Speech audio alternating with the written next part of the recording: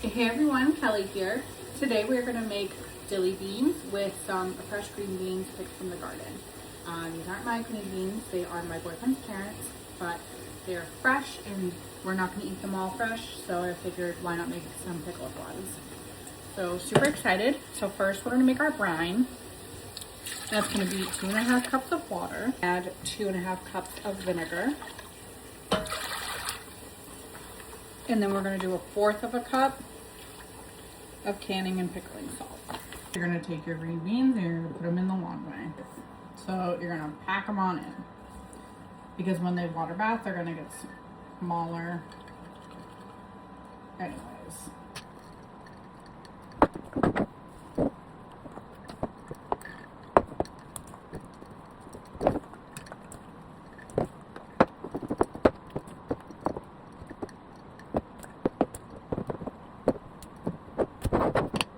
I don't know what these are, but we got 4 jars. Okay, now we're gonna pack our jars. We're gonna do peppercorn, fresh dill, garlic, cayenne, and mustard seed, and maybe some red peppers. We are big garlic lovers, and this is our fresh garlic from the garden. It just finished curing. So we're probably gonna do 2 cloves per. The recipe calls for 1 clove of garlic, so I guess we're doubling it. But these are also small, so do as you desire. And you don't have to go exactly by the recipe.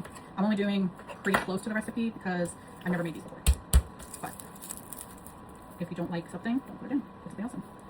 I almost did paprika instead of cayenne because I didn't read the label. I didn't read it. So this is perfect if you get your everything set up, get your pot set up, get your water pot boiling, and then you can just pack the green beans. It really doesn't take long if you're like prepared. I'm obviously going slower because I'm doing a bunch of different things. However, if you roast some green beans and you just so happen to have excess, throw it in a few jars. You don't need to make 12 dozen in order for it to be worth it. And frankly, we're a family of 2. We're not eating 12 dozen jars of dilly beans. I mean, maybe we would if they're good. The next year I'll grow green beans. It's all trial and error. And I think one thing I want to make, share with other people that are like-minded and enjoy gardening, but aren't necessarily pushing to feed their entire family for the year on their garden. You know, they just grow enough stuff to make a few jars of this, a few jars of that. You know, you're doing it for enjoyment. You're not doing it for bulk.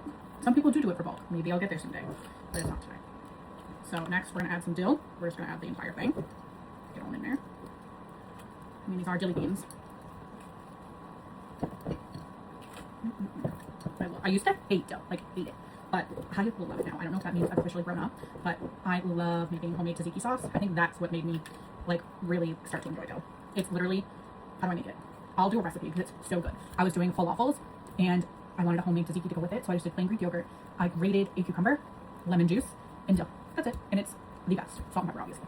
Okay, now we have the dill, we have the garlic. Now let's go in and add our spices. Okay, so it calls for 1/4 teaspoon of cayenne, and because I'm me, we're probably gonna do closer to 1/2, not quite 1/2. It's the Italian in me, I can't help it. If it calls for a teaspoon, I'm probably using a tablespoon. So the ball recipe doesn't call for mustard seed, but I'm gonna add it in. And I think I'm gonna add a few peppercorns too. Because again, trial and error. Just a few. Okay. These look so good. I'm gonna pause and take a picture. Here are our beautiful jars ready to go. And then we have our stock pot going for the water bath. Okay, so this has come to a boil. So we're gonna reduce it down to a simmer and then we're gonna wait 10 minutes. Meanwhile, everything's prepped and ready. Okay, so our brine came to a boil and then simmered for 10 minutes. And here I am just filling the jars.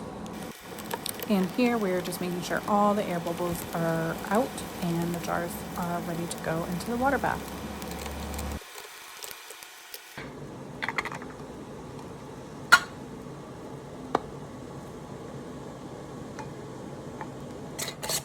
Remember, finger tight. Don't make them tight or else they will not seal properly. Okay, into the water bath we go. We're going to put them in here, lower them, make sure that water is covering, and then we're going to bring it to a boil for 10 minutes. After 10 minutes, we're just going to remove and cool.